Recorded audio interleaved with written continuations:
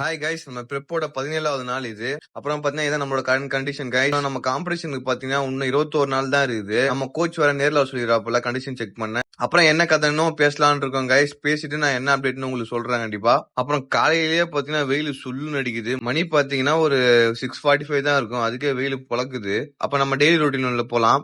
என்ன கதைன்னா நம்ம பிசிடபிள்யூ எடுத்தாச்சு. அப்புறம் ப்ரீ ஒர்க் அவுட் ரெடி பண்ணியாச்சு. ரெடி பண்ணி சாப்பிட்டு நம்ம ஜிம்முக்கு கிளம்பியாச்சு. ஜிம்ல பாத்தீங்கன்னா நம்ம chest and lot work out தான். நம்ம எப்படின்னா நம்ம லாஸ்ட் 3 days என்ன ஒர்க் அவுட் போட்டோமோ அதே கான்செப்ட் தான் நம்ம டெய்லி போட போறோம். இனிமே அதே ஒர்க் அவுட் அதே ரொட்டீன் தான், நோ சேஞ்ச்.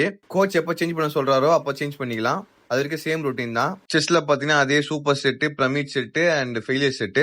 அடுத்த லாட்டு பாத்தீங்கன்னா லாட்டும் அதே தான், super set, pyramid set and failure set. அது போட்டு முடிச்சுட்டு வீட்டுக்கு கிளம்பியாச்சு. கிளம்புறதுக்கு முன்னாடி நம்ம பண்ற abdomen work out and posting ரொட்டீனை முடிச்சு தான் கிளம்புனாங்க. ஜிம்முக்கு போற எல்லாரும் ஃபேஸ் பண்ற ஒரே ப்ராப்ளம் இந்த முட்டையை உரிக்கிறது தான். அந்த முட்டையை உரிக்கும் போது பாதி முட்டை அதுலயே போயிடுது. அதையும் கஷ்டப்பட்டு செஞ்சு முடிச்சுட்டு போஸ்ட் ஒர்க் அவுட் மீல் சாப்பிட்டு நம்ம வெளியே கிளம்பியாச்சு. வெளியே போயிட்டு நம்ம இடைவெளி சப்பாத்தி, அப்புறம் லஞ்ச் சிக்கன் ரைஸ், அப்புறம் வெஜ்ஜிஸ் அவன் சாப்பிட்டு முடிச்சுட்டு நம்ம வீட்டுக்கு போயாச்சு. ஃபைனலா வாக்கிங் போயிட்டு டின்னரை முடிச்சுட்டு தூங்கியாச்சு கைஸ். நாள் முடிந்தது, நாளை சந்திப்போம்.